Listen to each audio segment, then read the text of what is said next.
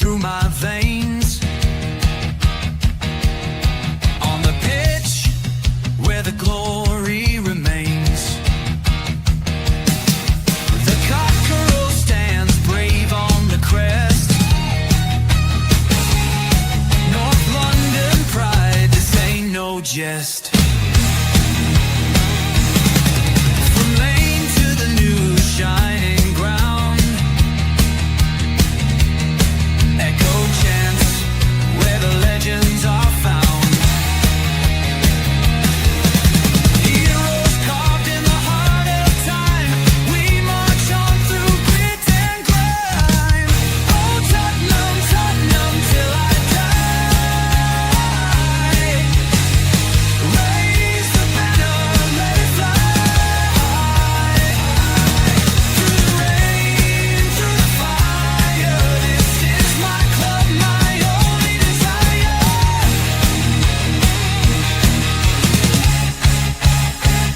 Oh Tottenham, Tottenham till I die. Raise the banner, let it fly. Through the rain, through the fire, this is my club, my only desire.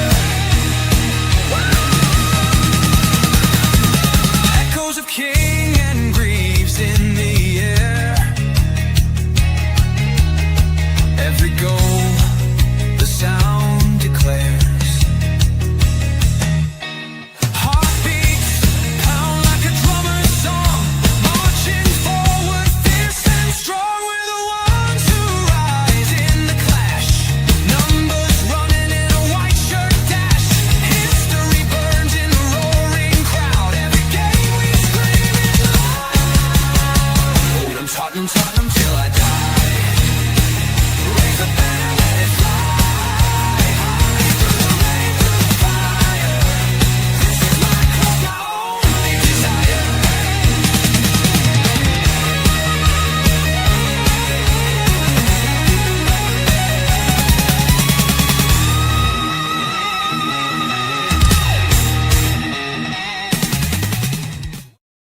Yeah. Right. Hi, guys, and welcome to THFC 2 or Die. Yes, it is not a great morning, a great afternoon, wherever you're watching this. Oh, hang on. We need to bring rain in as well. There we go. We'll have tequila in the middle. Look, yes, I don't know what to say about last night. We're going to dive into it, guys. No, It's I've not got, the I've usual. got some stuff to say, Demo. I've got some stuff to say. Pardon? I've got some I stuff know to say. you do. So have I. I think so is Rain. He was there last night. Get your money back, Rain, yet? We can't hear you now. Hey, you're muted, mate. You're muted, Rain. It's actually worse than that, Tequila. I'll tell you my story of. I'll Okay. give you some stories from last night. Oh, God. Cool. I say the train fucked up as well. Look, there's no funfair. Last night was a disaster. It was an absolute horror show. Second half was slightly better than the first half. Oh, well, that wasn't hard. What really got me was the reaction after the game. I don't know if you all saw Porro's actions, him walking around like a man demented. I still haven't seen it, Demo, him throwing his shirt. I still haven't managed to see him. He didn't throwing throw his on the shirt. floor. I got that bit wrong. He didn't throw it, but he was okay. walking around. Okay. He wanted to argue with everyone. Jed Spence walking down the tunnel looked like he didn't give a shit. I don't mind him arguing with people, dude, as long as he didn't throw the shirt down, because it's like just Well, something the general. way he did it, he sort of took it off so angrily, and for the angle I thought he did, but when I saw Chris Cowland's angle, because Chris Cowland sits under the tunnel, so where the tunnel is, Chris Cowland sits above it, so he can see all the managers and the players walking off. He just angrily took it off. I thought he was going to throw it at one point. You got him walking around arguing with everyone. But Thomas Frank hasn't got a fucking clue. Should be sacked last night for incompetence at the highest level. And for me, I think Tottenham fans were right to boo. I think Vicario is a headless chicken that needs chucking out the football club too. He needs to go. I think this club's rotten from top to bottom. I think it's got a cancer that needs ripping out. And this is Daniel Levy's legacy. I don't care what anyone says. Daniel Levy has left us in the position we are now, which is an absolute going down a river without any rowing sticks. This season is quickly becoming a write-off. Manchester United are now gone above us. We're watching poor football. I mean, anything we watched under Ange was better than what we're watching today. At least the players give a shit under Ange. They don't care under Thomas Frank, rightly or wrongly. I also think that Dermo, I can't join you on that one. They didn't care last year either. They cared in Europa League. They didn't care in the league. Well, these players don't even care in the Champions League. Do you know what we? That's what fine. did we see fine, Wednesday? but I'm not going to rewrite last year all of a sudden just because this manager's not setting the world on fire. I'm not rewriting last great. year. No, I'm making a point. Andrew's just as bad, if not worse than this did. Well, I think Thomas Frank is just as bad as Ange, to be fair, in my view. Won't know until the end of the season. Well, at the moment, I mean, yesterday, I mean, again, we had another, we went through another half with no shot on goal. We had an XG of 1 point of 0.001. Yeah, but I'm not going to have this revisionist history, dude. I won't stand for it. It's not attacking you. I'm just saying I am going to bite back if I hear revisionist history. No, I'm talking about last night. Yeah, no, I just meant with the whole last night. It's not. It's not. There's a bunch. There's a bunch of fans. I think last night was worse. Yeah, but there's a bunch of fans who wanted this to happen. A large portion of fans who didn't want Ange to go couldn't wait to get their clause in. You know, I'm right. I know. You said it I know yourself. that. I know that. Yeah.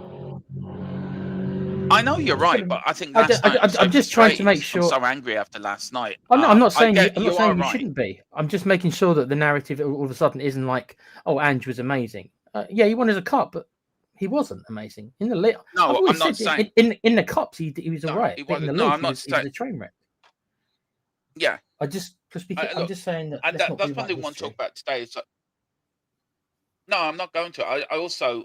I want to talk about why a home league form is so poor, and that does come under Ange and it comes under Thomas Frank. What's changed at the Tottenham Hotspur Stadium? Why has it become such a place where we don't want to be? Rayman was there last night. He's been there for the majority of the home games under Ange, under Thomas Frank, under Conte. So he's got a better probably explanation for that question than you and me, Tequila. I only get to the one game a year. I'm ready. Question: do I go on Saturday? I'm questioning, do I go on Saturday? For the amount of money it's going to cost me, after watching that Shire shite. Listen to what Rain's going to say, because Rain was going to say when we get to Rain, he's going to probably tell a story about the money. That'll put you off there, mate. So yeah, probably would do. Look, I'm just angry. We are going to go. We usually do player ratings. I ain't gonna bother today because they're all gonna get a 1 for me, and I'm just not worth the time me doing it. We are gonna go over Thomas Frank's press conference, and we are gonna talk about it, and we're gonna dissect it and what he said and what he has to say. I know Tequila is pissed off, so am I over some of the things he said. He needs to shut up there, mate. I'm not gonna hold back. He needs to shut up. No. And also we are gonna talk about players who did try last night. Did any players try last night? I think Van der Ven's the only one for me that stood out for me. Apart from that, I'm struggling. I am really struggling. But look, let's welcome a few people into the chat. We've got Wayne Bonner. Good afternoon, folks. Hope you're all well and enjoying your Sunday. Yeah, I've got the Grand Prix on at 4. Come on, Proud Street, beating the Indown Norris. Go on. I want the championship to go to Abu Dhabi. Come on. And knock Verstappen out the first corner, the whinging Dutch wanker. Sorry about that. No, I don't like Max Verstappen. He's always whinging all the time. Disgrace of football club will ruin our weekend every time. It's not ruining mine. Here's a happy camper, Colin, after beating Palace 2-1. Well, I hope I did leave you winning 2-1. So I don't know if you still won 2-1. So. But it says, hello, lads. Hello. Hope you're doing all right. We've got Rodney. We're just the same old Spurs. Well, I don't know. Yep. I said in the summer Frank was an underwhelming appointment. We're going to get onto that one. I think that's a fair point, actually. Was there other managers we could have gone for? Matthew, of course, United won again. Yeah, and above us. We've got 365 Platypus. Big up to you. Frank out. Why? I'll answer you with a question. What has Frank done so far to deserve to stay? Literally nothing. I don't get that. Or maybe I'm being a bit tick. and it's Sunday afternoon, and I haven't had a lot of sleep. So he's asked a question. He said, "Frank out, why?" And then he's answered his own question. He's All right. So yes, I get it. The way that you're reading it, he's at the start. He's going, "Why are people saying Frank out?" That's not what he's saying. What he's saying, people are saying Frank out. Why? Why should he be Frank out? And then he's answered it. I get you. And I think you agree with him. Yeah, I do. Yeah. Do you agree with him, Tequila?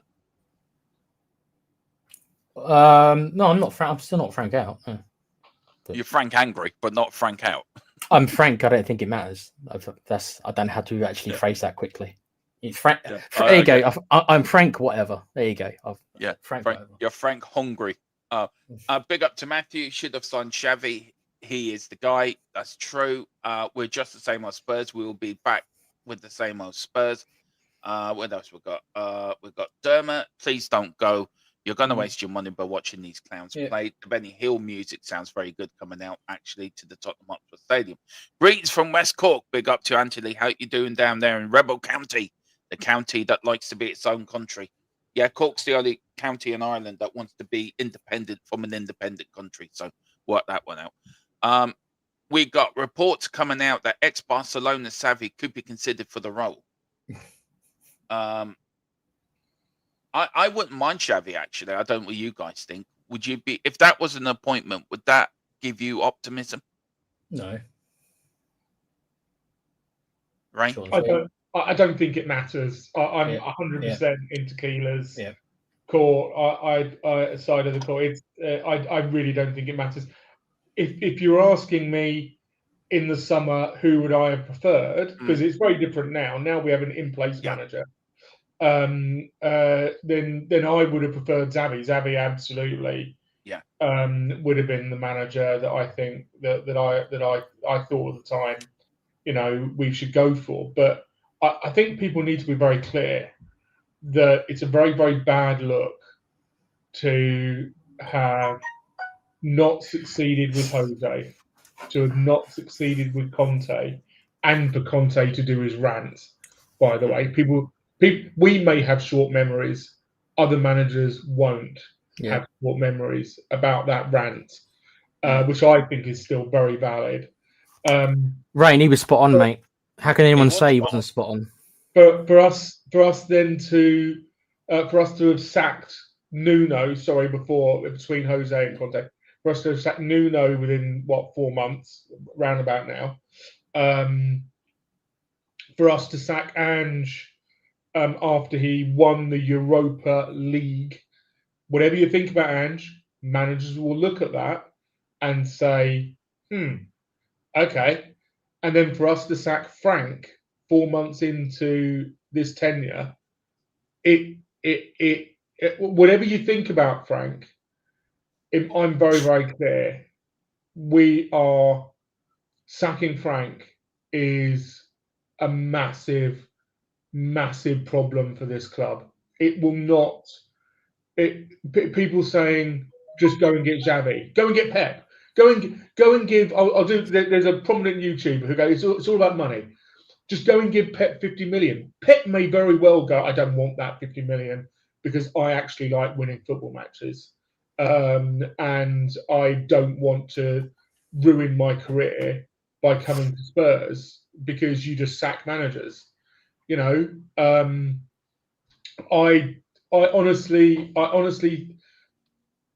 neither Frank in or out. I don't think Frank is a problem. But what I do think fundamentally is that if Spurs sack Frank, we're causing ourselves problems. Yeah, I get that.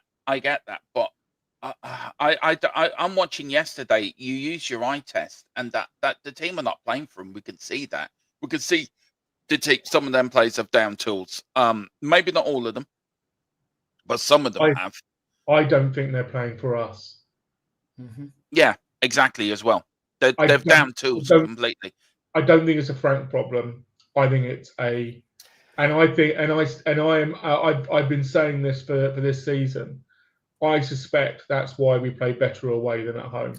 I think Rain, mate. I think you're spot on, because I think they're never going to commit career suicide and say this publicly. But I think if you behind the scenes, if you got them in a room behind the scenes with no tape recorder and stuff like that, and said to them, "Do you like our fans?" I bet you 90% of them say, "Don't like our fans, don't like them, don't like how they treat us," and I bet you they all feel that way. We've lost a disconnection, haven't we, between us and the we don't respect them, and they don't respect us. We don't respect them. Yeah. Big thing to fix. Do you think? How do you fix that then? How do you fix that disconnection then? It's a I don't know. $64 million question, isn't it? How do you fix it? Well, you either get new players in, although we've tried that and it always seems to go down the same route, or you, as I've said before, you kind of purge it and you just kind of have to start again. Or if you do persist, it's going to take a long time. The trust, the respect, all these kind of words, they don't come overnight. It builds up. It takes time to build these things. It does. But what's happening is that as more time's going, it's going again, because we're doing so badly. It's all going in the opposite direction. So it's not getting fixed. There's no progress being made. It's getting worse. So it's like at the start of the season, people were probably more inclined to try to respect the players. And this is why Vicario coming out and saying some of the crap he has, again, it's all working against them. They're all making it worse for themselves. And Frank's, I don't want to end sec. Frank's made it even worse. He's doing his part as well, because he's now attacked the fans. I mean, it's just you just that wedge is just dividing even more now. It's almost untenable, I think. So it is. I mean, we all had to go at Ange last year for attacking fans as well, and the way he standing up to fans and attacking them. I think fans have right to be frustrated. I think fans have a right to voice their opinion, and I think these players that played multi-million pounds a year, they should be say, okay, we're being paying, I don't know, 200, 300 grand a week, or 200 grand a week. All right. And we pay for how much does your season ticket cost a year, season, Ray? I've got one of the cheapest. Yeah. And mine's just north of £1,000 a year. So that's still a chunk of change. So especially with the let me be clear. With the living crisis as well. Yeah, let me be clear. It's the cheapest it's one of the cheapest in the stadium without concessions or anything else. Obviously, I don't have any concessions, although they're removing all the concessions, so that's largely a moot point. But it's still one of the most expensive in Europe. And I do think that is a part of the problem. It's part of the mix. Is that, a lot of people say, oh, Levy built the stadium. No. My money built the stadium. The money that that has been the financing that was leveraged off of season, annual season ticket revenues is what has built the stadium, not Levy.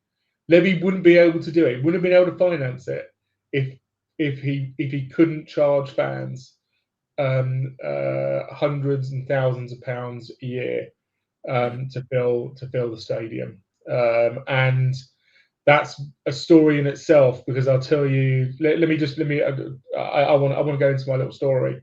The ground was maybe 2/3 full last night. Really?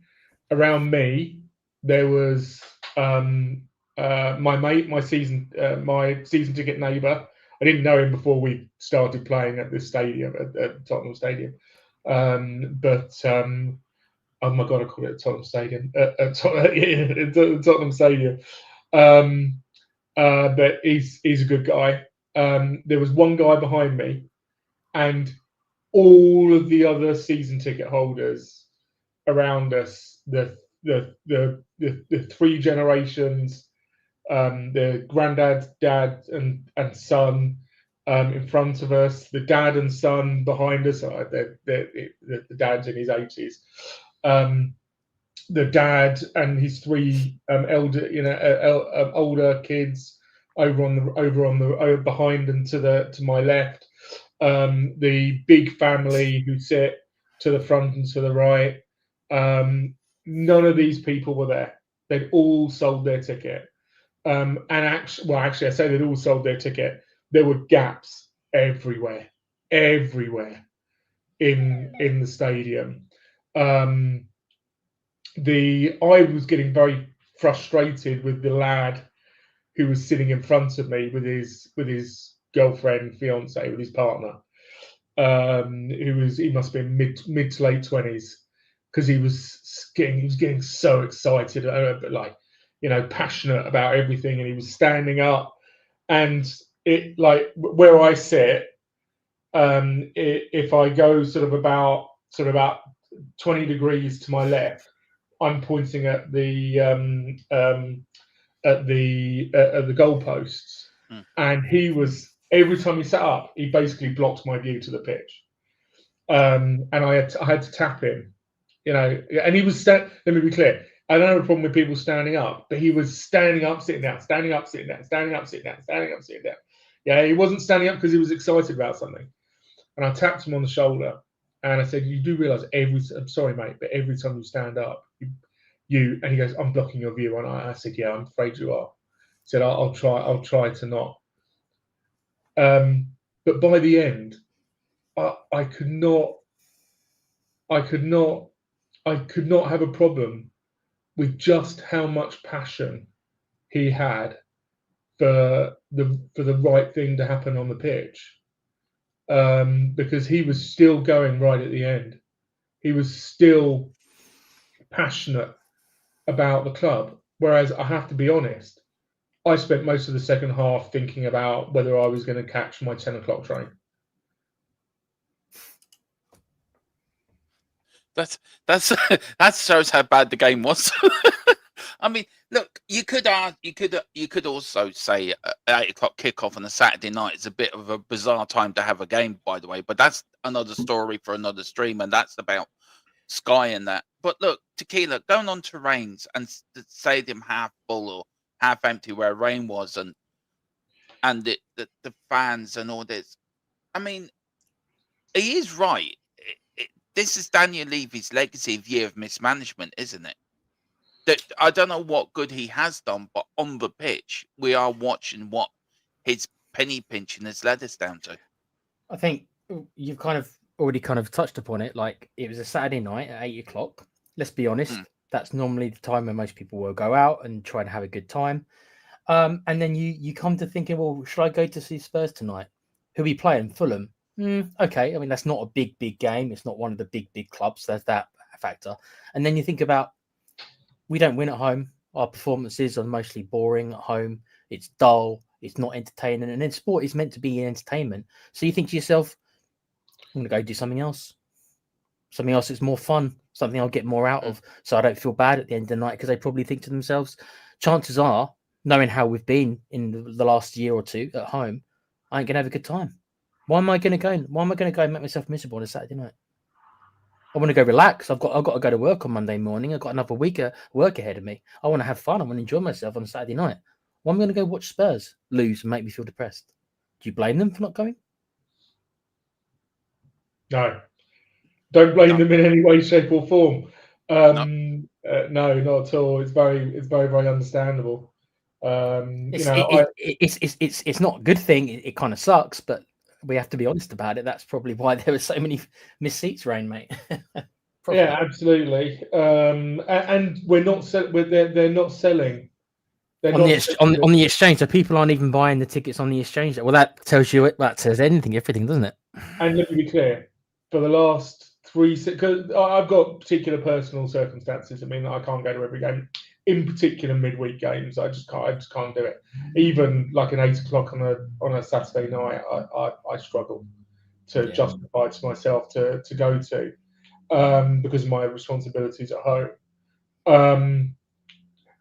But in the last 3-4 years, so since we've been at that stadium, every time I put my ticket on the exchange, so first I talk to my mates. Well, first I talk to the guys around me. Do you want my ticket? If they don't, then I go to my mates. They very rarely take it. Very rarely, because I've only got one. And then I put it on the exchange. For the last 3 or 4 years, they've sold every single time. Do you know who was buying them? Away fans? Koreans. I was about to say, fans who come to see Sonny. I was about to say it. Koreans. Every single time. People who don't go to the stadium, or people who go occasionally, don't have the colloquial memory that I've got. We know that when our tickets were being sold, that so many of them were being sold to Koreans, and I know this because I would talk to my mate, and I did my because you don't see who you've sold your ticket to; it just says it's been sold. And I say, you know, what's the person like? And he would say, it's another Korean. They're great, you know, or whatever, because they usually are. They're absolutely fantastic. I love talking to them. And you know, and both he and I are very, very clear that that's a big reason. Yeah, look, well, I think again, let's go back to the game last night and the dismay we watched in that first 6 minutes.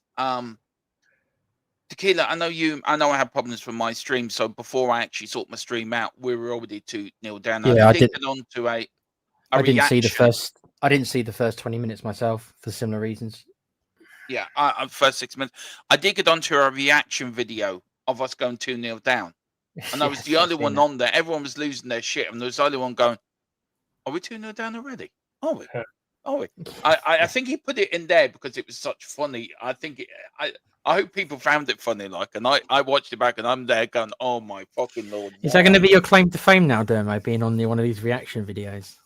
I've been on one before. Okay, I've been on one before. I've been on them a few times. I don't know. Dave's always on them. But look, let's start with the first goal. Look, we were so. I mean, Rain, we were so defensively left open, and so, I mean, Porro lost the ball. He went to pass it to Bergville. Bergville totally fucking didn't get it at all. It was such a bad bounce. And then Fulham scored. That isn't what I remember. Okay, I'm trying to think back. Okay. I know Bergville. So they had it down our left-hand side. I can't remember who that was. It did, yeah. And they tracked across the penalty. They tracked across sort of the corner of the penalty area like that. And Porro was shepherding them. And they were just, and then they passed it across our penalty area. Bergvall was attracted to the ball, and I've actually got like a screenshot of Bergvall with no one around him, right? Being in our D, being attracted to the ball, and behind him is the Fulham player completely unmarked, who the ball was passed to, and then scored. Well, I'm just watching it now. After 4 minutes, I mean, he's gone at his right side. Yeah, Porro there. He's trying to track him. I see him. Then Fulham. Then, it's just you're looking at it right. He gets the deflection as well. By the way, I don't know who he gets deflection off, but it does get deflection. Do you see what I mean about Bergvall? Yeah, I've actually got. I do. Yeah. I was up to so, your doggy. So Bergvall gets attracted to the ball. The Fulham player is behind Bergvall. The ball goes past Bergvall. He tries to stop it, but it was a good pass. And the guy, yet again, and actually, if we're going to blame Frank for anything, right, it's that there are certain, because I was blaming Frank, Ange for is that teams are scoring very similar goals against us. Getting the ball on the edge of our area unmarked. And having a clear shot at goal. With Ange, it was the ball being played behind the fullback, and then teams were cutting the ball back onto our penalty area, and somebody would tap it in. And we saw that goal so many times. But against PSG, against Eze scored for Arsenal. Exactly the same goal. Same thing.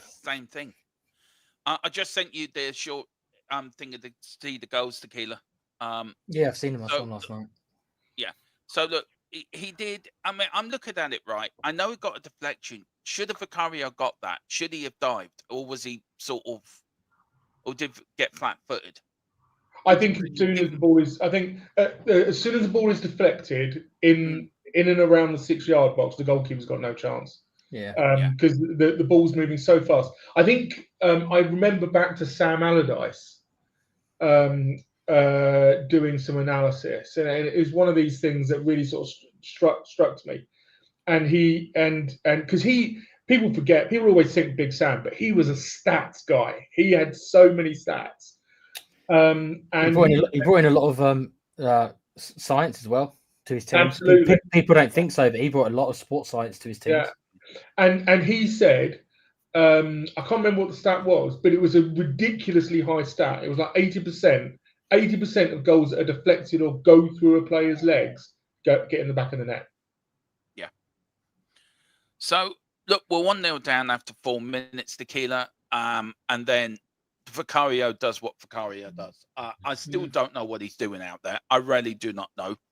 Why I don't know why he didn't just kick it out to touch, dude. Isn't that the first rule? The first rule of defenders, if you're unsure, just give it a whack. Yeah. I mean, he's trying to. I'm watching him. He's trying to fucking play it out like he's prime George Best or something. It was a cracking goal by the Fulham player, though.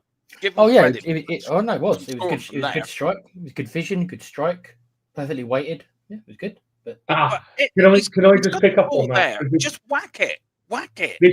This is a thing for me. This is a thing for me. So putting aside Vicario's complete bozo moment, right? The ball comes out. He passes it out. We all went absolutely mental. The guy behind me, who's a season ticket holder, he went absolutely mental. He was even before the ball went in the back of the net. He went, what that? He was absolutely crazy. But Wilson does something which none of our players do. Right? Vicario passes it, and it goes to a Fulham player. The Fulham player then lays it off very gently to Wilson. Wilson hits it first time. Yeah. If you go back and have a look at the game and track Porro, track Kudus, who arguably offensively were two of our better players yesterday, they never hit the ball first time. They always take a touch. And do you know what happens when you take a touch? You give the opponent a chance to stop you from crossing the ball. If Wilson had taken a touch, your doggy would have stopped him. He doesn't take a touch. He just hits it first time. And fair play to him. Good.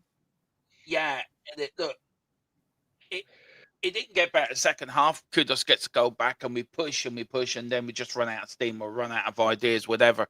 What getting me is this passing back lot. But look, I want to get on to his press conference. I want to go through the press conference. I want to go through it. And also, Tottenham have also released a statement on showing Vicario's support. Now, he did come out again last night and it faced the media. I apologize. I'm sick of hearing this I apologize bullshit. It has to fucking stop. You know, you're on the pitch. We cannot do anything. You're representing us. And I just feel Thomas Frank last night was clueless last night. I just felt he was clueless last night. He didn't know what to do. He's all doing this, like doing this. I think at one part he actually did this. I thought it's like you can't touch the ball. Felt like MC Frank coming out with these big, like MC Hammer did back in the day. Can't touch this. Look, I went on a rant at halftime, and I stand by what I said last night. I am just sick to death of every week turning up, doing watch. I love doing watch-alongs, by the way. I love doing stuff in the channel, so this is not a dig at the channel. But I'm sick to death of watching Dross every day. I'm trying to make it sound exciting, trying to make it sound good for the viewer, for the people that are watching us. We had dismal shite last year on the Ranch, and it's continued this year under Thomas Frank. I think some of these players have to go. Now, Tequila, look, we are this week going to go through the squad. We're going to go through the squad player by player. But that it is easier to sack a manager, isn't it, than to sack players. But if we could sack players, how many of that squad would you keep off the top of your head? It depends what the club's ambitions are, but let's just assume, for argument's sake, we want to somehow find ourselves back in the top 4. I also almost giggle a little bit when I say that. We're nowhere near top 4, man. I know. So in my mind, and this is what we'll do this next week, as we said. But just a little preview, I guess. In my mind, top 4 players, we've got 3 in the whole squad. Yeah, I take that. Romero. Romero, Van de Ven, and Kudos. Although I'm not 100% on that. He might be more the kind of a top 6 player. We'll see. Only our 2 centre halves, in my opinion. You get into a top 4 team. Yeah. If we could sack players instead of managers, how many players would you keep of this current squad, and how many would you sack? So I agree, Mickey Van de Ven. I think Mickey Van de Ven. I think we'll be very lucky to keep him. To be honest, I think it's another classic. We've got an absolute gem, and we're not going to be able to. And we're not putting the players around him to keep him. Can I count loan players? Yeah. I think Mawani. Look, I think from what I've seen of Mawani is absolutely a top 4 player. But I fear that he's going to get very frustrated and very he's gonna think, why should I? I just need to go back to my parent club, I think. Unless something drastically changes. I agree with Tequila. I want to say Kudus, but I kind of have a few doubts. So that's where I am. Yeah, I get it. I get it. Look, for me, sorry, go on, Ray. Sorry, bud. What about you, mate? Look, for me, I agree with Tequila. I think Romero, Mickey Van de Ven. I do agree with you with Morani as well. I do. Kudos for me he's trying. He worked hard in that second half. Kudos, actually, I think he was only one of the players that did work hard. But I think the rest of them can fucking go. I think Poro's fucking useless. He can go. Your doggy, he's hit and miss for me. Jed Spence, he can fuck off. He's just a fucking playboy that thinks he's better than what he is. I think Vicario can do one as well. He thinks he's the big I am. Thinks I'm prime George Best or prime Maradona. I'm going to come out with the ball, and your job's to stop the ball going in the back of the fucking net, not to go outside the penalty area thinking you're a winger. If in doubt, give it a fucking whack. I was saying that Wednesday. It's not rocket science. It ain't fucking rocket science. It's simple. I was taught that very early as a young kid when I started playing football. If you're a defender, if you're in trouble, always kick it to Rosette. Always, just doesn't matter if it's a throw-in or you give away a corner, get the ball out of danger. That's that. If you go for a throw-in or corner, that's the consequences. But for me, I'll be back in 1 minute. So for me, a big problem with Vicario, and I think this leans into the current what's been the reaction from the players and that Frank has supported. If you go back and have a look at the goal, and I've got a screenshot on my screen. I don't know if I can share it. You can. You should be able to. So if I do that. And then share screen.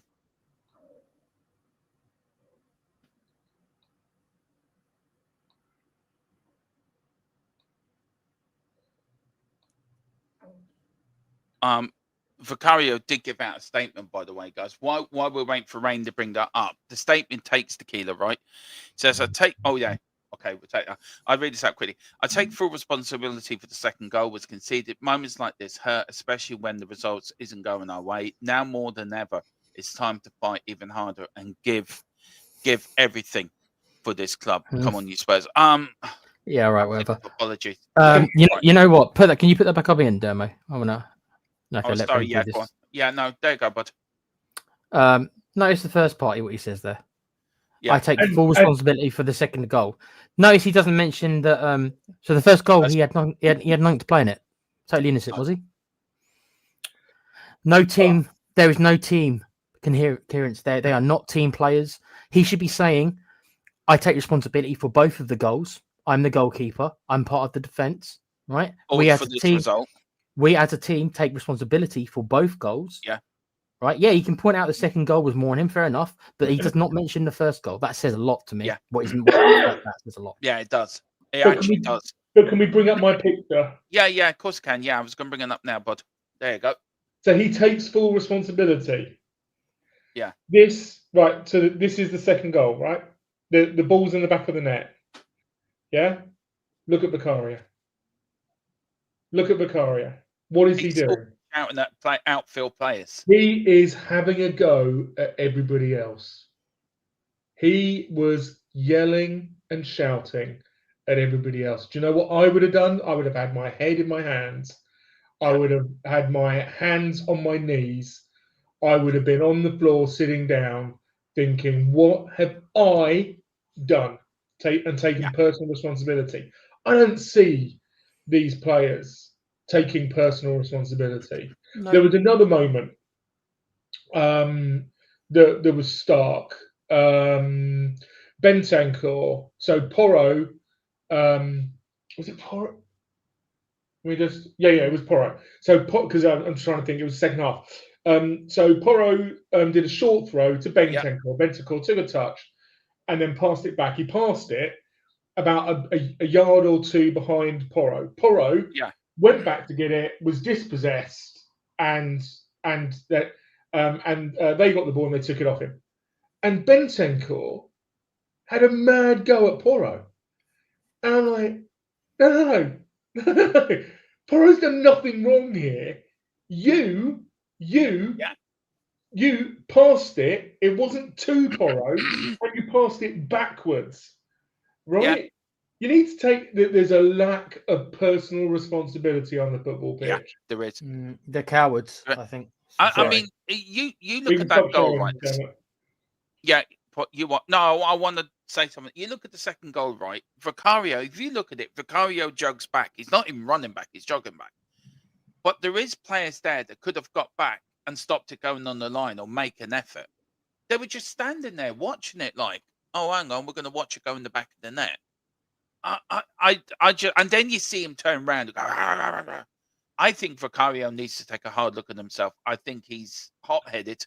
I think I love Vicario, don't get me wrong, but I just feel this season, winning the Europa League has gone to their heads. I think it's made them bigger than what they are, what they think they are. And look, as much as Bilbao will always be a high moment of my Spurs career, fan watching us lift the trophy, that was brilliant.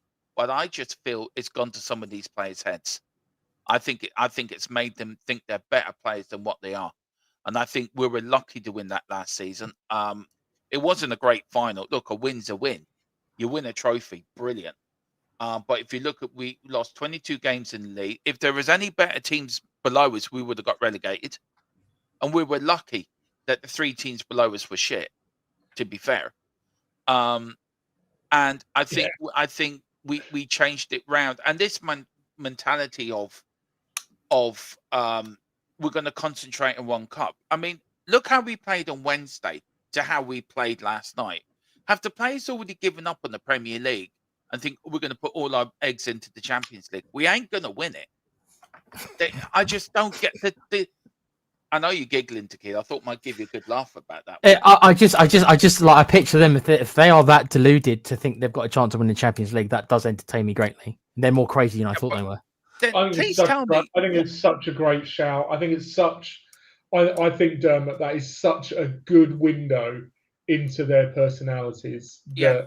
that you say that, and I instantly think, that's a really good point, and it shouldn't be. It shouldn't be. It shouldn't be. It shouldn't be. I mean, the Premier League is your bread and butter, and I'm sorry if they think they're good enough to win a Champions League and bid off the Premier League, then they're sorely deluded. And I don't know. I don't know if this is a hangover for Ange, or the players are missing Ange, or this is them, the players. I don't know. I think there's a lot more behind the scenes that we know about what's happening. And I do feel there was such a connection between the players and Ange that whoever followed him, the players were never going to connect to. And I rightly or wrongly, I do feel that. I feel the next manager comes in, he'd be 2 managers on for Ange. So maybe the players might say, okay, we can connect with this guy. But I just don't get it, Tequila and Rain. I just do not get it.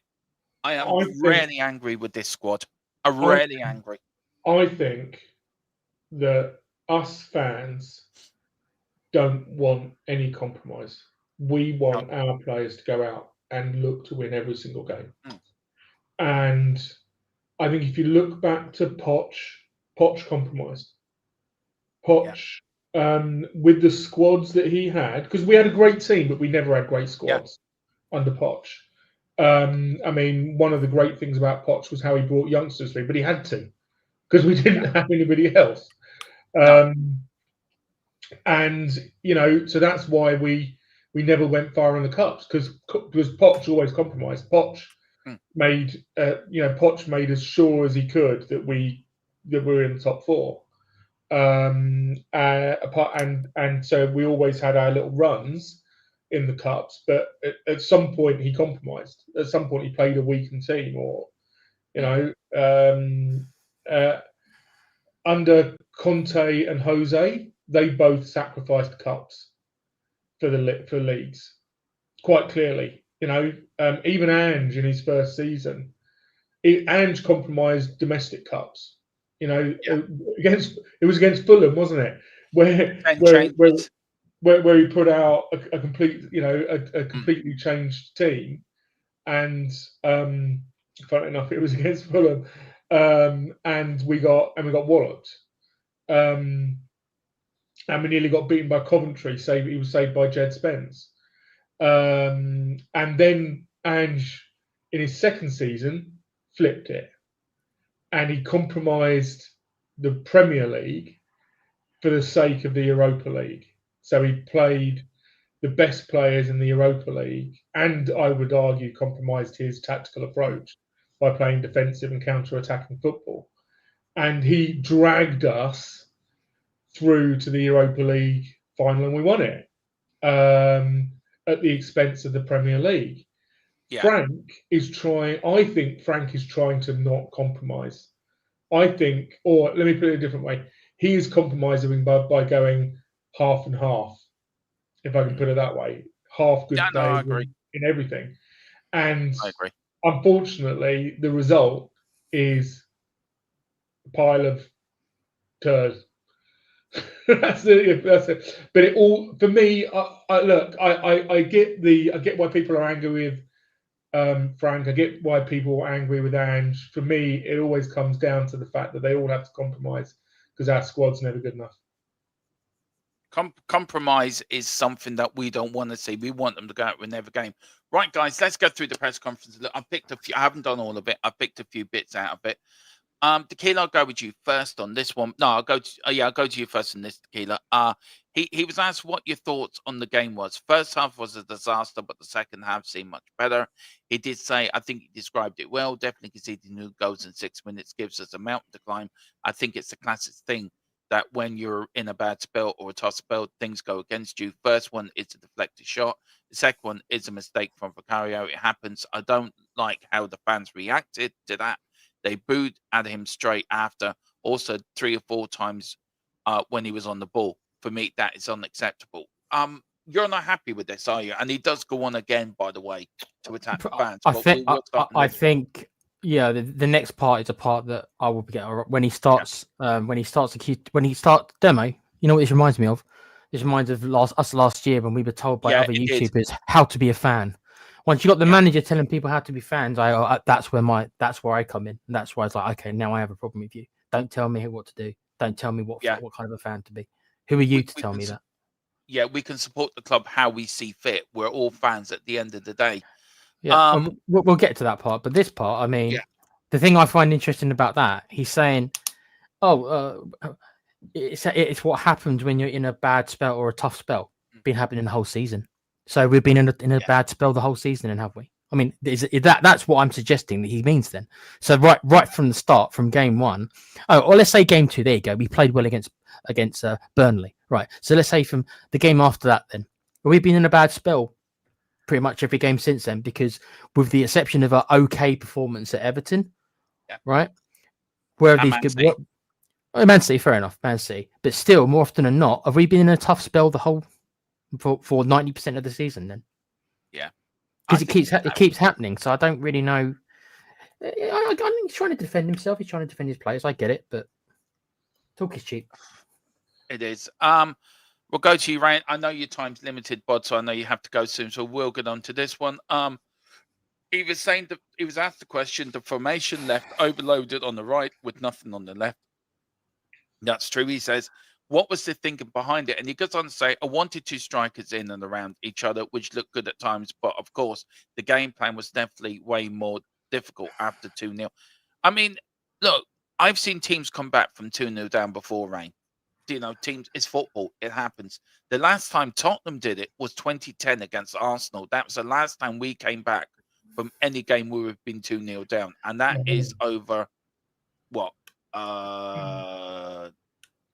15 years ago now, is it? Yeah. So what's your thoughts on them questions? Because I just think, again, he's deflecting. He's just trying to. I think it's facts. These are facts. This is facts.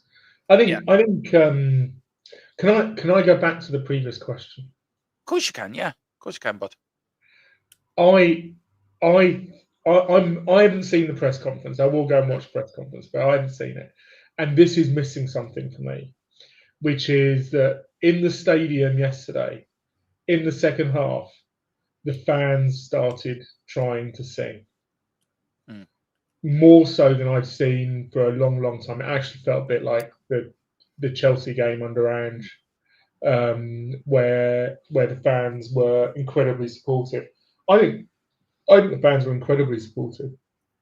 I think it's perfectly understandable why a good portion of the fans reacted the way they did to the absolute.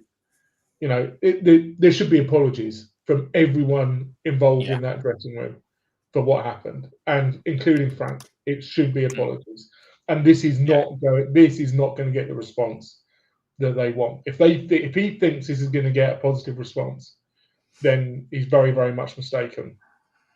And if the players think that this is going to get a positive response, then they're very much mistaken. I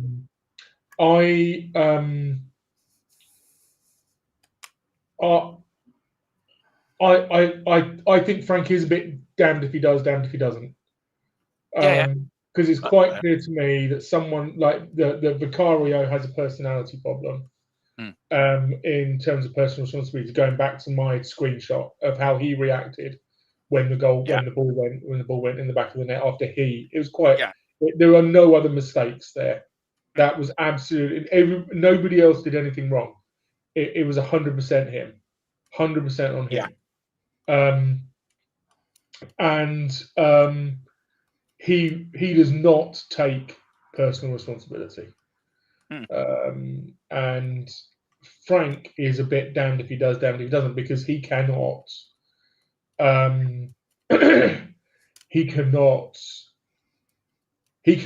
bin Vicario.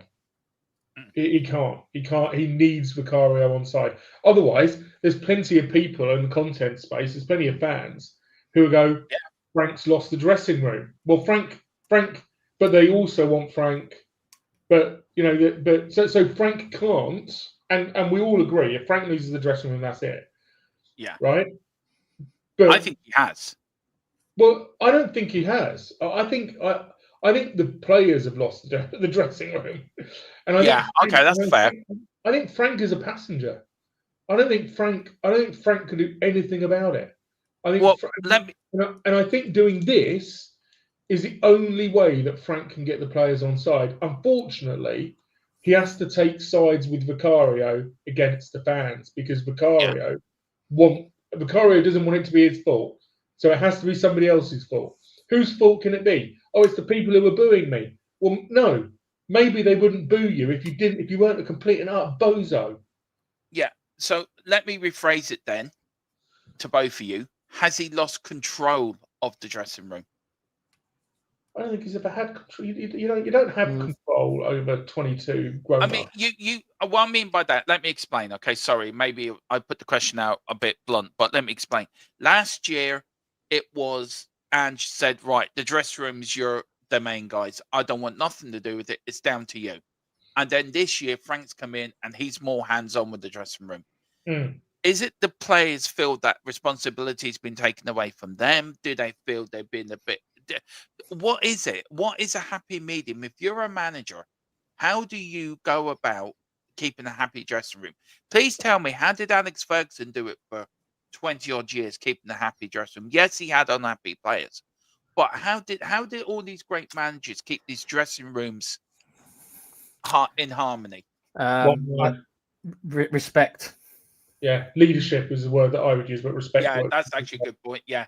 Respect, being the boss man is in like having kind of like you're talking about Ferguson. Yeah, Ferguson had so much power at that club. Thomas Frank can't even begin to wield that kind of power. It's just.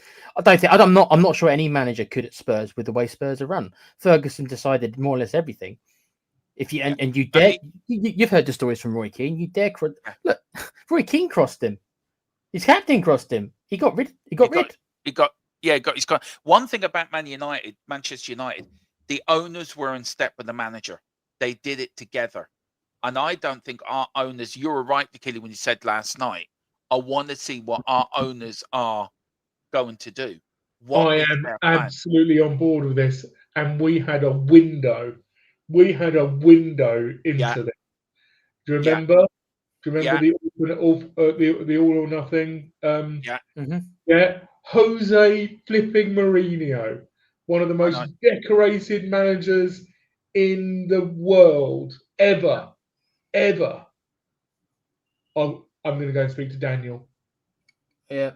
That I'll never forget that either. That told me. Yeah. Look, Danny Rose is a decent player, but that told me that right there. Everything that says, and if Danny Rose is the typical player nowadays, that's the kind of level of respect they've got for managers. And they're just going to go to what? They're going to go just past him and speak to the chairman. Tequila.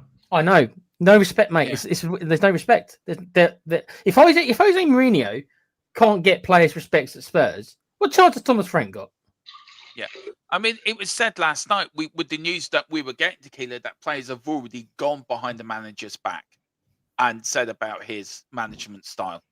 Look, I just think, look, I want to get to the chat. There's some really good points to make here in the chat. I know you're tight on time, Rain. If you need to jump off, do, bud. We'll go for another 10 minutes, 15 minutes, because I want to go through this press conference with Tequila and get his thoughts, because I know there's a question he does want to answer. Yeah. But there's so many people in the chat at the moment. Big up to everyone. 52 of you already in the house. Hit the like, hit the subscribe. Tequila, the numbers recently have been mad, haven't they, bud? They've been absolutely mental. Yeah, your theory might be correct, bud.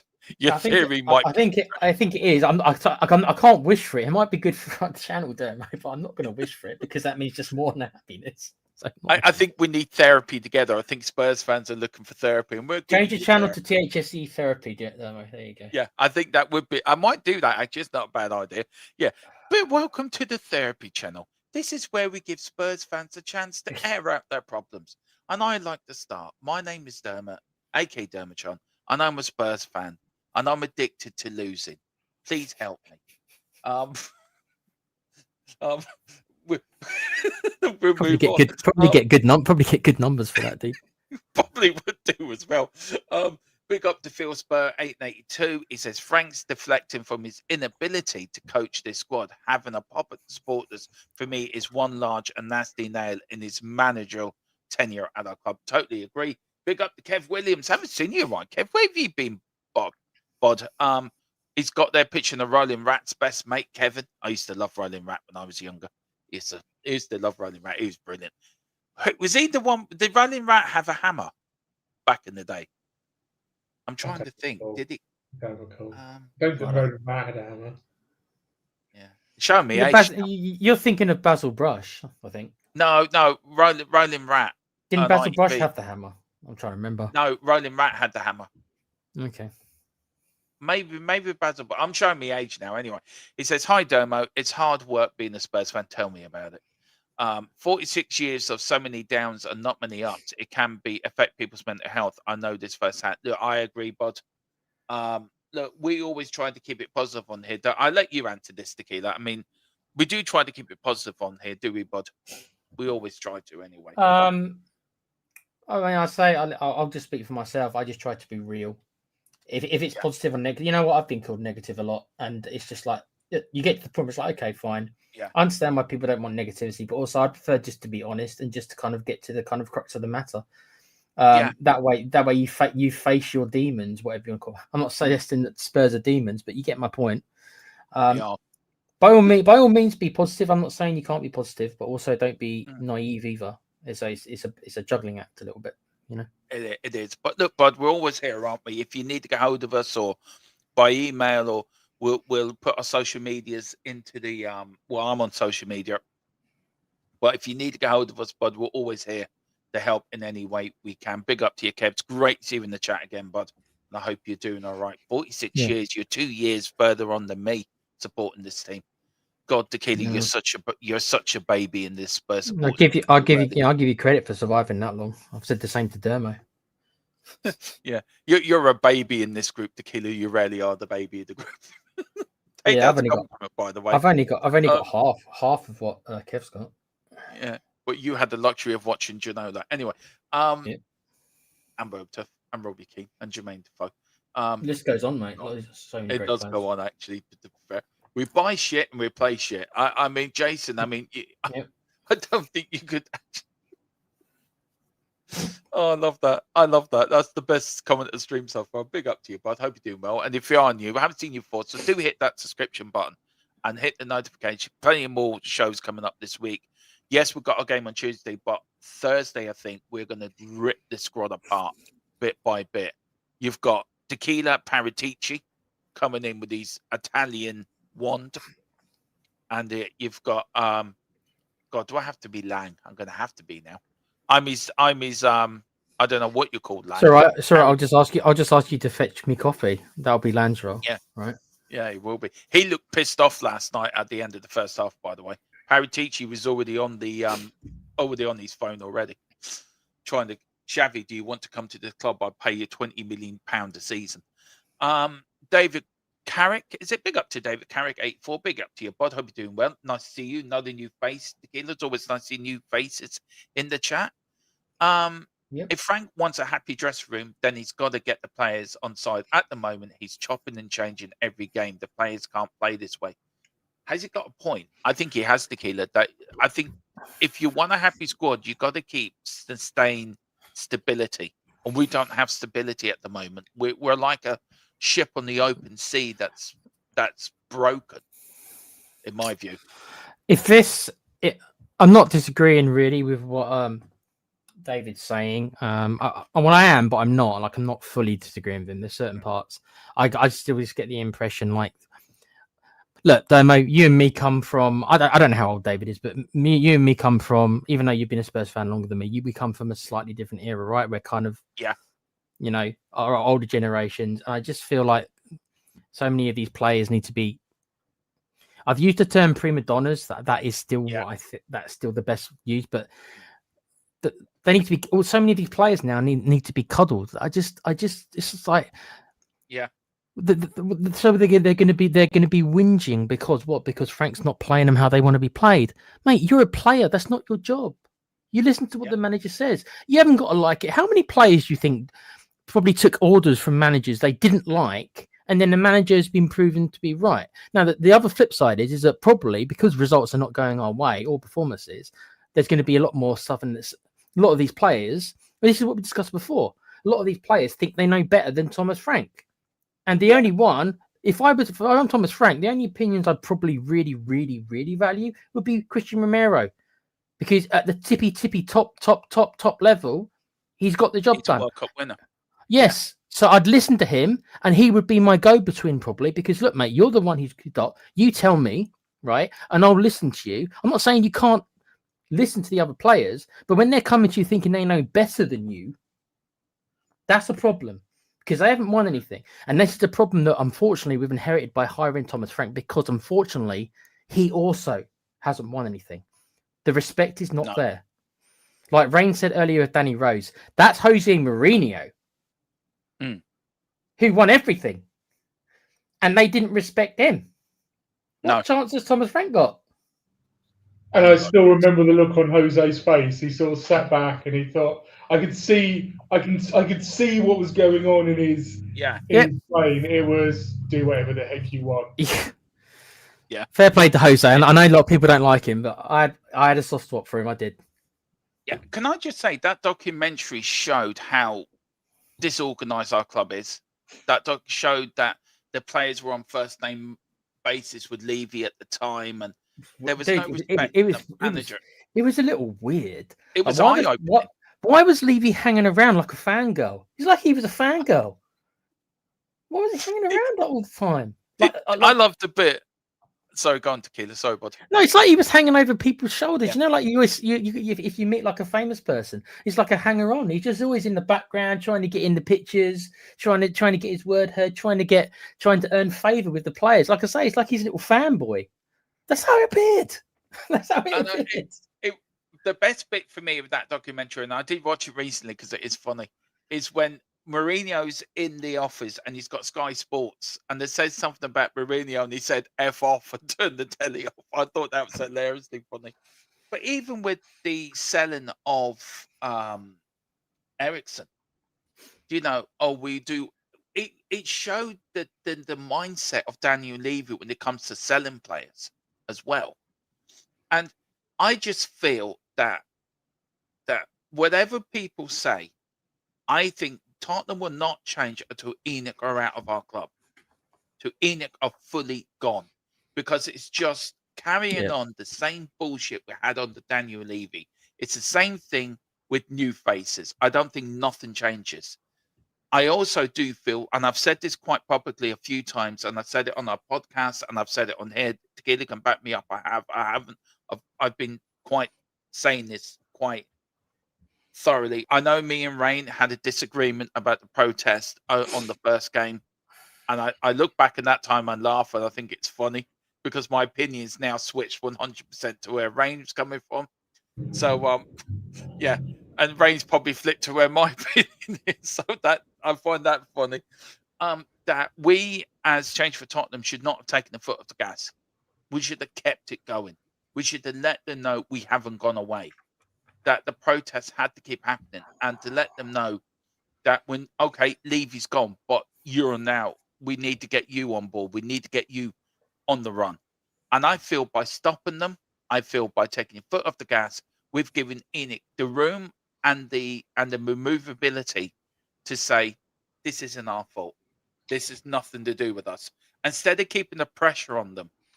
And I do feel with January coming up, there has to be a protest before the January window to remind Enoch, to remind Lewis, to remind Vinay and Charlie and Viv and all of them that we haven't gone away. But it's gone to radio silence. Has Tottenham been changed? Not said anything? What? I think when's the last time they said something? Like I think Change for Tottenham has dissolved. Has effectively dissolved. Really? I think it has. And let's be clear, right? So protest. The reason why we had a disagreement was you were saying this is why fans are protesting, and I was like, and I was shaking my head And I was shaking my head because that's not what you were saying is not why I was protesting. Yeah. Why I was protesting is because there is a behaviour, there is a culture embedded in Tottenham that we've said that we can all verbalise that's happened over the last 15, 20 years. The way that we buy players late, we buy players to develop with value, you know, all of this stuff. And that's the change that I wanted. I wanted us to not do that, right? I wanted us to buy players who are going to come in, players who are better than the ones we've got, rather than who might be better than the ones we've got. I wanted us to buy players who were ready for the Premier League, not like Xavi, who's going to take 6 months to acclimatise. I wanted us to buy players early so that they get a pre-season. All of this is a change in behaviour. So I've worked in corporate for my whole career. Well, I did 5 years on the shop floor, and then I've worked in corporate for about 20 years, and I've done lots of transformation and lots of change work with teams. And I tell you, it takes time. It takes time, and sometimes people need to leave because they're just not on board with the change in culture. They just can't. They just don't get it. Right? It's too embedded in the way that they work. When Man City, when the was it the Abu Dhabi group? I can't remember what they're actually called.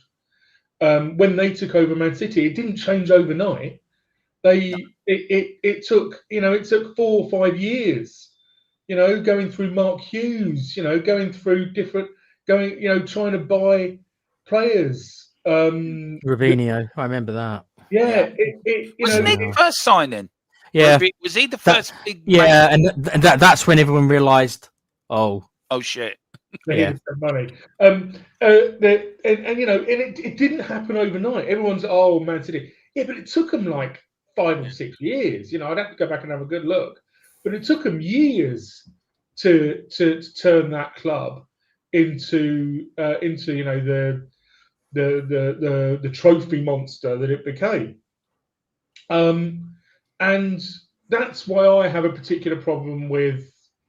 That's why I'm frank. Doesn't matter, because you can. I don't think there's a fairy god manager out there who's going to wave a wand and make everything okay. Because I know that change is hard, and change takes time, and change starts from the top. And so it does have to change for me, Nick. But it ain't gonna happen. It's not gonna happen with a click of the fingers. No, but we have to keep protesting. I think we have to keep going at them. We have to keep reminding them we haven't gone away. And if change for Tottenham have dissolved, I'd be very disappointed. If they have, I'd be extremely disappointed. As I said, we've tried asking them to come onto this channel more than once, and they never did. I don't know why, because we're a small channel, I suppose. But we all are Tottenham fans at the end of the day. We all want our club to do well. So, look, if anyone from Change Your Tottenham is on working and you want to get hold, you know where our social medias are, get hold of us and we will get you on. But if it has dissolved, I'd be very disappointed that they think getting rid of Levy was that's it, we've done our job. It's not finished. That was a battle. The war continues for the soul of our club. I think you're nodding in agreement with that on your reign. I think you're 100% right, mate. I'm totally on board with you. Yeah. Big up to Thomas Mullen. He said, I've said 3 years, Solanke, Madison, Johnson, Davis, Dragerson, Richarlison, Spence, and others all need to go along. He's quite consistent with this, isn't he, Tequila, that this is the worst team he's seen in 60 years. So big up to you. Thomas, we got, oh God, here he comes. Here he comes. Here he comes with the banter. Here he comes. Yes, you won today. Well done. Congratulations. You're above us in the league too. Well done.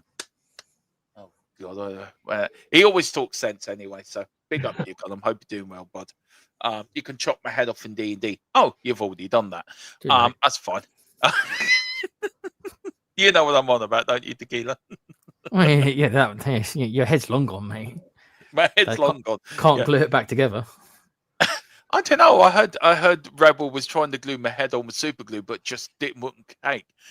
You guys want to act like a big club, but in transfers and managerial appointments, you do so like a mid-table team. The Yep. mentality has to come from the top of your club, filter down there, and that's the point I was making about Manchester United under Fergie. The Edwards family were in step with Ferguson from day one. They knew they had to go short-term pain to get long-term gain, and they did that. And together they made Manchester United the most powerful club in the world. Dermo, was it David Dean who was at Arsenal with Wenger? Yeah, it was. And David Dean did that's Wenger.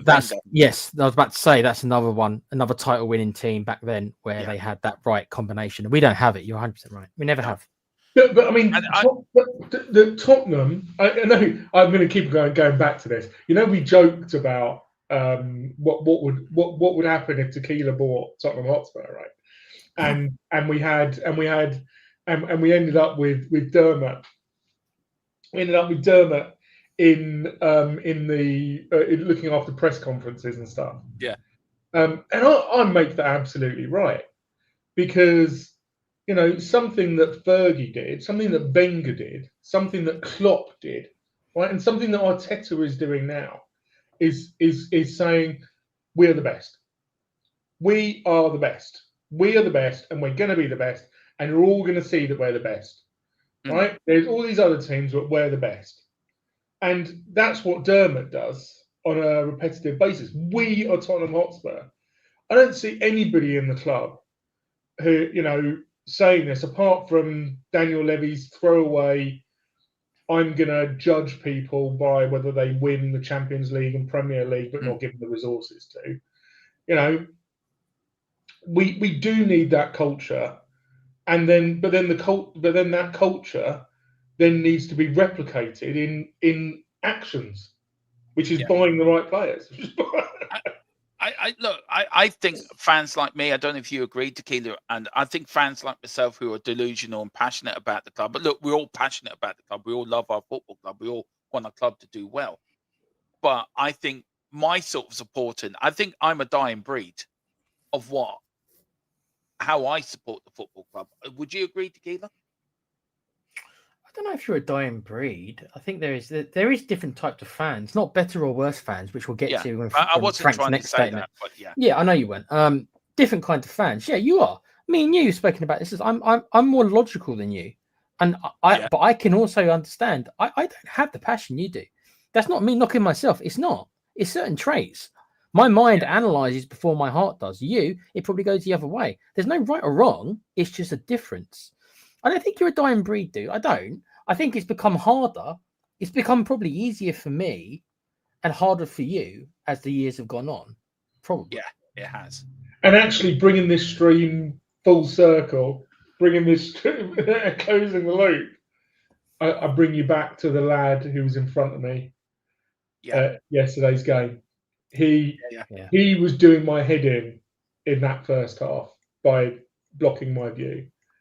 And by the second half, I had nothing but respect for this guy and a real hope that the passion that he was showing isn't drummed out of him. Yeah, I will always support the club how I've supported it, full of delusional, full of passion, full of whatever. Tequila is right. I think you have to be a logical fan now to be a Spurs fan.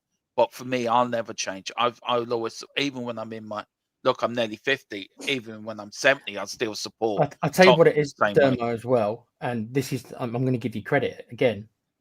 I think the logical fans handle this easier. Yeah. I don't think it affects them as much. And I've said to you that I'm able to kind of turn it off, which I can. And I'm better at that than exactly. So that's also a difference as well. When you're a more logical fan, it's easier for you to switch it off.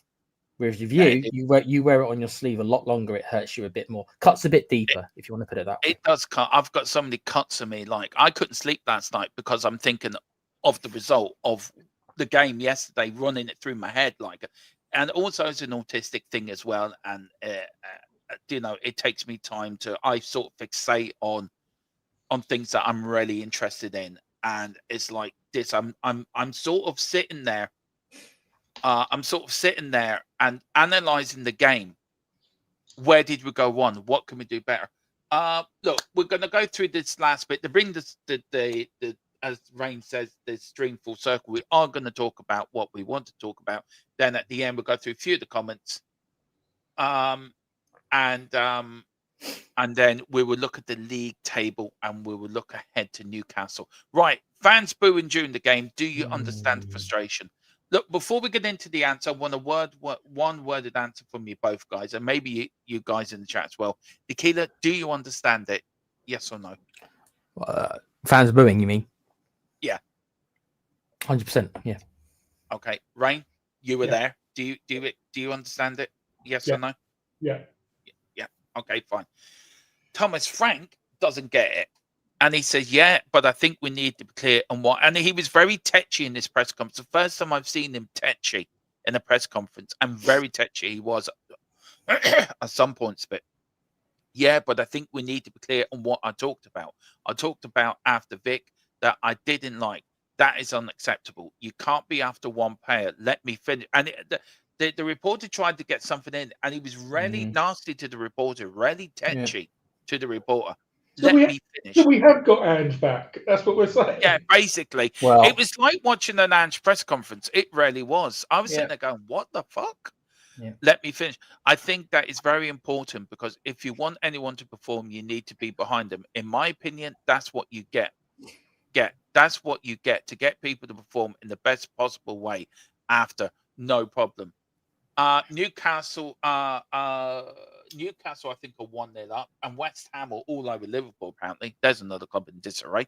But who gives a fuck? We're all Spurs fans. Fuck Liverpool. Guys, look, I think Thomas Frank's nailed the final nail into his coffin. By the way, I think that's him. I'm done with him completely now. I don't want. I wanted him to prove me wrong. I know, you know me, guys. If I was proven wrong, I'd be the first one to hold my hands up and say, I was wrong. I apologize. I got it wrong. I don't think I've got it wrong. And I think I went early, and I think I've been proven right why I went early. And I'm quite pleased I went early, because I'm ahead of everyone again. The voice and reason of this football club is talking. Dermo, there's a bit more to that, isn't there? Where he says about yeah, do you want to read the rest of it out, bud? Because that's the part that I'm quite angry at him at. Yeah, so to read that bit out, bud. I can't see it on the screen, mate. That's why I was asking. Oh, okay, sorry. Sorry. Because I can't see. That's why I can't see. Is it? Yeah. I don't want to misquote him. No, okay. So we'll talk about that. Just let me get it up, and you talk about that on the screen first, guys, and let me get the other bit. Sorry. I understand what he's saying. I get it. He's saying that it's not helpful during the game. That's pretty much. He's gone a long way around saying it, but that is basically what he's saying. He's saying you can boo after full time, and he's fine with that, but don't boo them during the game, because criticism is not going to help them. Number one, that's not entirely accurate, because as he should know much more than me, every player is different. Some players will respond. Some players, and Rain knows this as well, need that arm around their shoulder, to be told, to be cuddled, right? And maybe a problem, Dermo, is that there's too many of that type now. There is another type, or at least there used to be, where they need to kick up the backside. They need that hate. They need that villain. You're going to boo me? Well, screw you. You're going to boo me? Then I'll show you. That personality type also exists. I do fear that one's a dying breed, but it still exists. Yeah. So Frank should know more than anyone that, unless he has indirectly told us the nature, indirectly, of most of our players. Yeah. That they are... I'll use the word, Dermo. What time is it? Snowflake. I'll use snowflakes other than the P word I was going to use, right? They're snowflakes who can't take criticism, and they want to be in their safe spaces at all time, with an arm around their shoulder, meant to feel safe at their mother's breast, and they can't take any forms of criticism. Is he indirectly kind of telling us about the nature of this team? It's absolutely what I see. So it just validates what I see with my eyes. I don't know if this was picked up by the telly on the telly, but during the game there were quite a few players, Gray, Porro. I remember both doing this to the fans. So they're definitely feeling it. But I'm totally with what Tequila said. Yeah. And then he was asked then behind that. I can't find the other part of the quote, Tequila, so I do apologize. Okay. But he was asked, I guess he was then asked, I guess maybe it's part of the same thing. You want to come out and put on a big performance, get a big win. Within 8 minutes, your team is 2-0 down. Now, yes, the reporter got the timing wrong. I get that. But this is Thomas Frank's response. 6 minutes. So your question is what? I mean, he's that's how tetchy he was last night. I think the pressure's getting to him. I really do. You're not bringing it up, but so I'll just say what I can remember. I can't remember it quote for quote, but it was along the lines of. Sorry, it's all right. It's along the lines of if you boo. It was along the lines of if you boo Vicario during the game, you are not proper Tottenham fans. That is Ange talk. It is. This is where I personally, I could handle the bad performance up to a certain degree, but once I lost all respect for Ange because of comments he made to me, and I could tell that you're, number one, you were lying to me, which I don't appreciate. Yeah. Number two, you were trying to scam me and also get me to believe falseness again. And then number three, you thought I was an idiot. Yeah. No respect. Once I felt that for Ange, I never came back. No. Well, I'm very close. I'm very close. I'm not there, not fully yet, but he's going down that road with me. Don't tell me to be a Tottenham fan. That suggests to me that he lives in some kind of a weird bubble where he thinks it's okay for the average person on the street, like Rain, bless him, who spends all this money, right? They have every right to boo the player. Even if he doesn't like it, he should turn around. His answer should have been along the lines of, it doesn't help the situation. I'd rather them not do it. But he had to go further. This is it. He had to go further and say, well, if you do that, then to me, you're not Tottenham fans. He literally has just picked a fight. And as Ange found out, you start picking fights. That's a one-way situation. And he started. Yeah, it's going one way. It is. Can I read it? Can I read it out? Can I read out what he said? Yeah, please. Yeah, please if you found it, brilliant, man.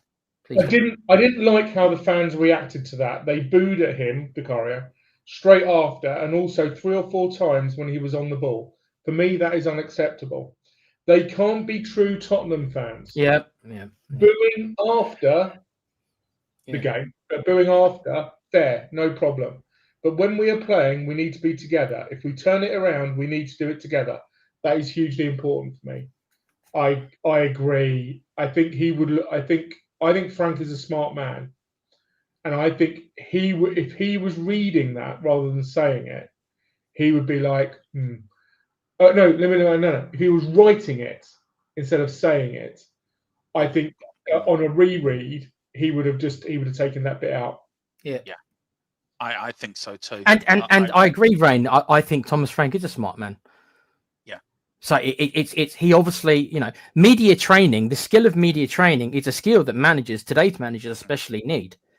It's a skill set. Yeah. So, and apparently that was Ange's strong suit. I think that ended up being one of Ange's biggest weaknesses because he got himself into so much trouble with the crap he was saying.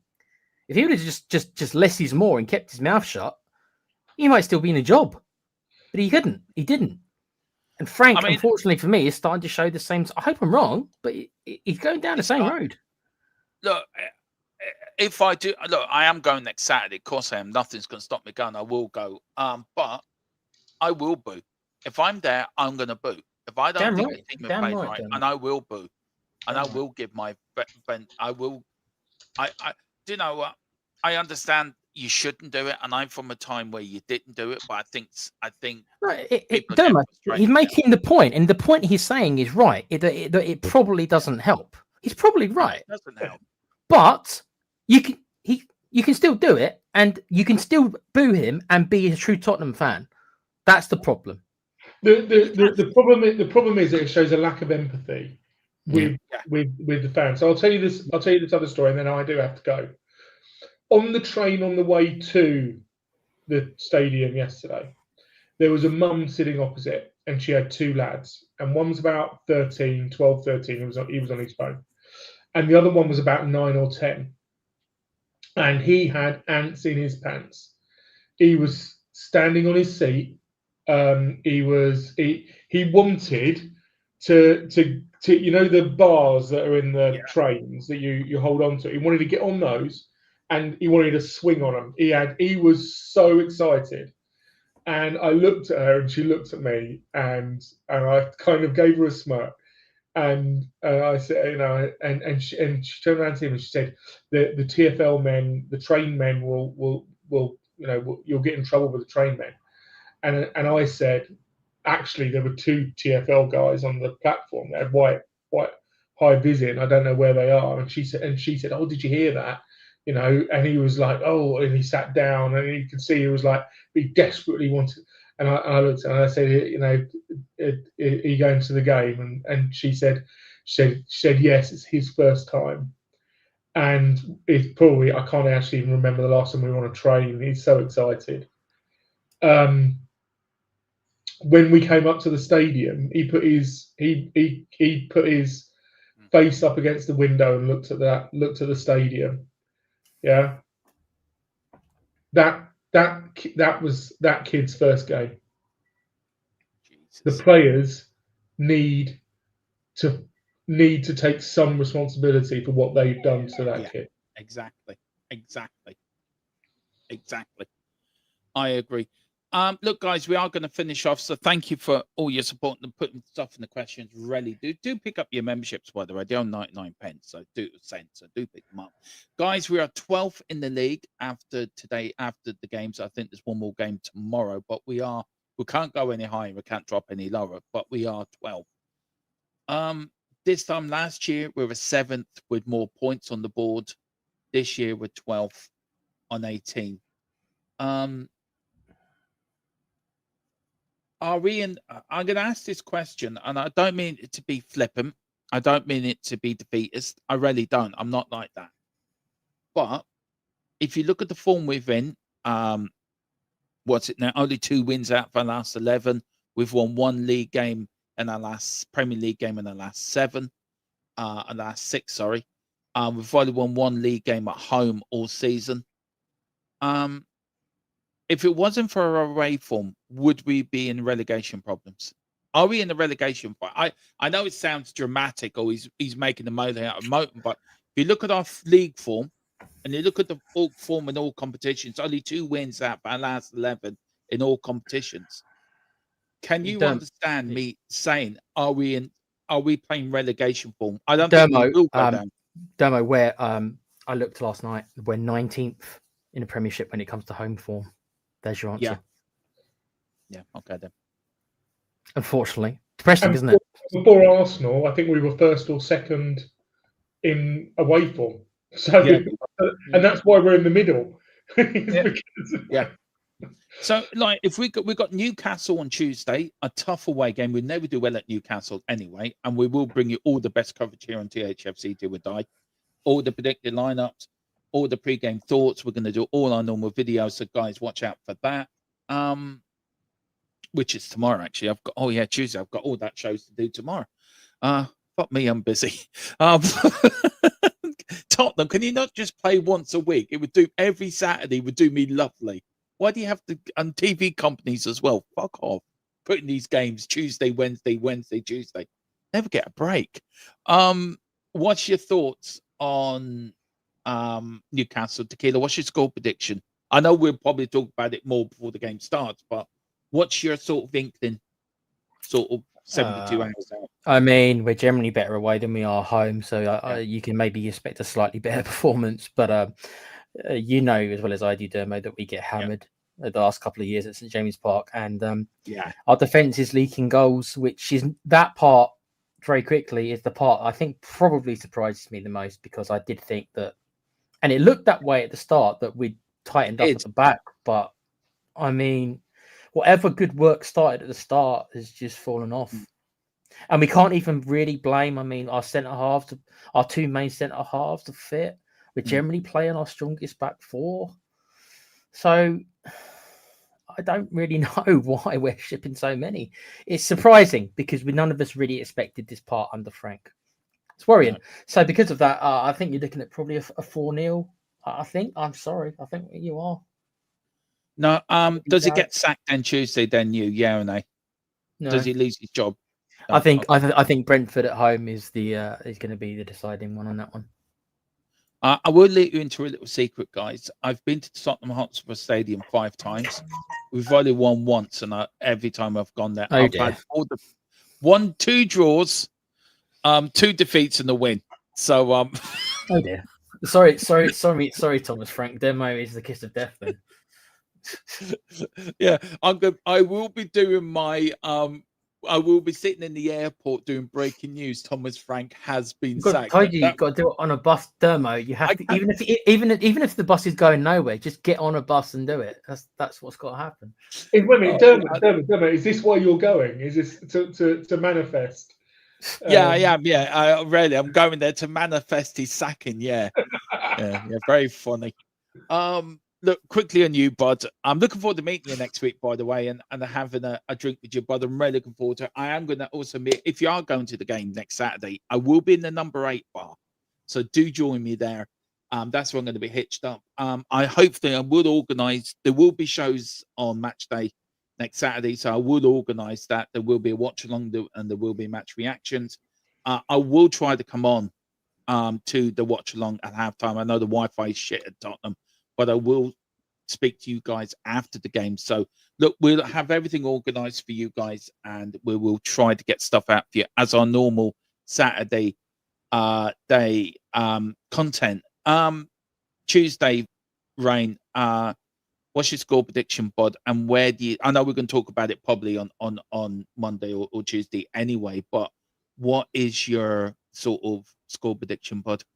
In contrast to us, I think Newcastle have got a very solid transfer team. They get the right players. They seem to have a plan for eventualities, even when they lost Isaac. Arguably their best player in the summer.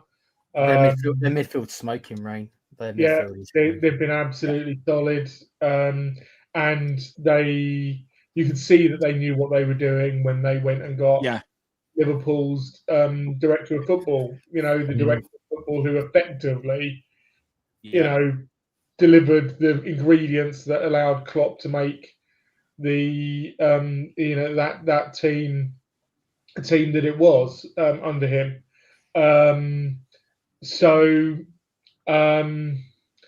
I suspect we will see a reaction from our players. We've obviously got the away fans who they're more in tune with.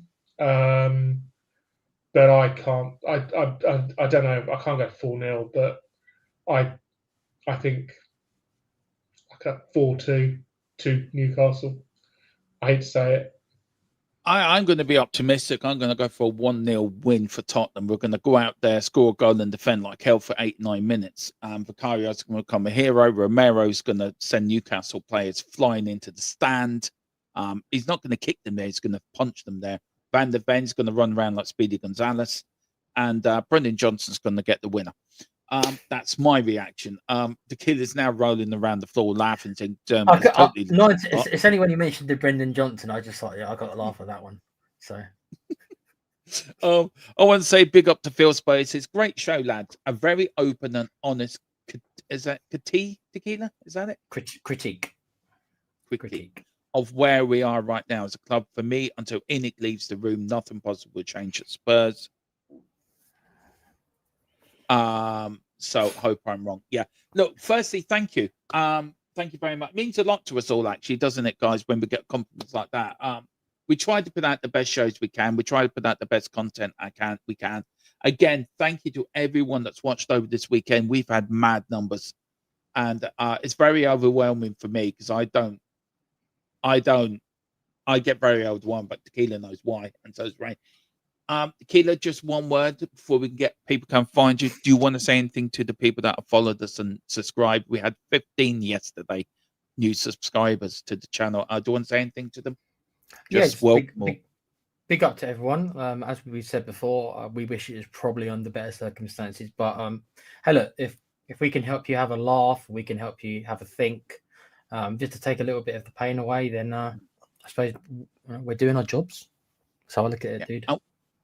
I did. And where can people find you, bud? Obviously on here, you can find me on the Play Pouch, which is a little gaming channel by a bunch of 40-year-old nerds, other than me, because I'm cool. Com's on there, who'd be 40 soon, but he is a nerd. I'm not, so I'm the cool one. Find us on there with South Park, and we've got an end-of-year gaming show coming up in a couple of weeks, I think. Cheers, dude. No problem. Thanks. And Rain as well. Thank you. A new addition coming on to shows. Really enjoying his input into the game. I know me and Tequila are, aren't we? But yeah, it's been it's a bit different from how what I like about Rain. He brings a different prospect to it, to how I look at it, or had. I think you're more in tune with Tequila, to be fair, than you are with my thoughts on the game. But where can people find you, bud? I'm here in the North Stand during home games, in various chats and on various other shows. But here's the best place to hear me have my calm rants. But I still see them as rants. You want to listen to mine last night? It was my rant at halftime. I don't even actually, Tequila. I mean, you put it. I don't remember what I said, Tequila. I don't remember the rant. I was You should clip it and put it as a short, or release it as a video. Just that 5-minute rant you had. That's what you should do. I don't know. I might have to get my tech man to help me with that. But yeah, I will do. Yeah. Yeah, my thoughts on Thomas Frank. Yeah, but guys, look, we are back. And what day is it tomorrow? Monday. Yeah, we're back tomorrow with the pre-game thoughts ahead of Newcastle. Predicted lineup will be out. Now, I'm not sure if I should do it live again. I may do it live again actually on Tuesday. The Tottenham team talks. I may do it live again Tuesday because we are playing at 8 o'clock. So that might be another live stream to add to our match day. And then of course I'm on We Are Tottenham TV at 6:30. Then I'm on. We start here at 7:30, and then of course you've got match reactions after the game, and then it is me, the big one. I'm off to Tottenham. Dermo on tour. Dermo let loose. I would say there will be a travel blog. I will be blogging my journey over to Spurs and my time at Tottenham, where we'll be getting a few interviews with people before the game as well. So do watch out for that. As I said, hopefully, fingers crossed, there will be a watch along next Saturday and match reactions. If there is, I will join you. I will try my very best to get that sorted out for you guys. But until then, until tomorrow, thank you all very much for watching. Please like, please subscribe, hit the notification bell. We want to get to 2,500 by Christmas and 3K by the end of the season. But I want to thank again you guys in the chat, members, also you, Tequila, and you, Rain, as well, for making it an enjoyable show. Whatever you do, there is a world full of cities. There is a world full of Uniteds, even Rovers. But there's only one Hotspur, and that is the mighty Tottenham Hotspur. Come on, you Spurs. I'll tell you what, mate. Thomas Frank, come home with me, mate. I'm going to take Thomas Frank out. I'm going to take him round the outback. Me and Thomas Frank are going to be best mates, mate. It's just who we are. The voice of reason. See ya. To far and wide, with the pride of the fight on this journey.